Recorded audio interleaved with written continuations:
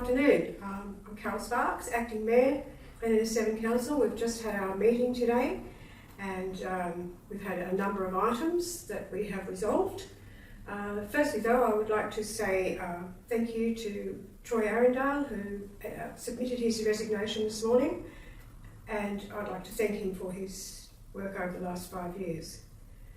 We moved on to the REZ, the Renewable Energy Zone, and I'll pass over to Bernard. Thanks, Madam Acting Mayor.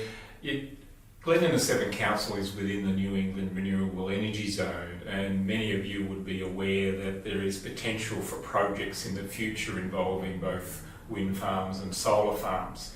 The state government has released a policy regarding community benefits and ensuring that the communities where these projects are located do achieve some real benefits. So Council today adopted a policy which lays out a framework for how we will negotiate and discuss with proponents in the future if they're wishing to establish those sorts of industries in our region.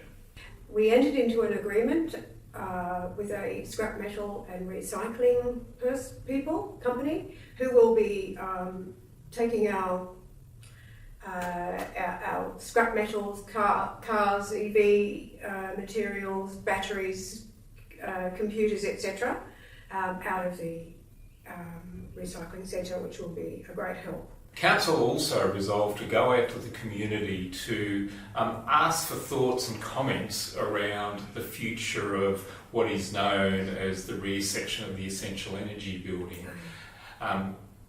People will be aware that Council has entered into agreement with an operator for a health service at the front part. However, there is a significant portion of land which will remain, including the old power station, which will remain under the control of Council.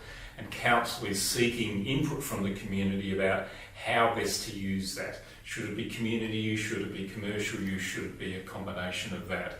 So Council is very keen to seek community input on that.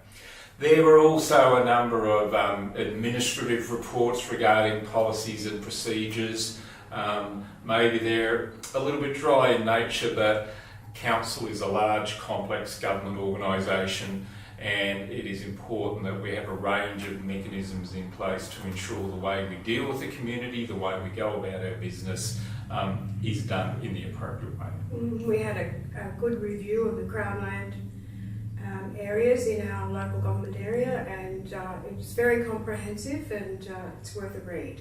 The Mayor will be back next week, and we'll be looking forward to having her back in the seat. Thank you.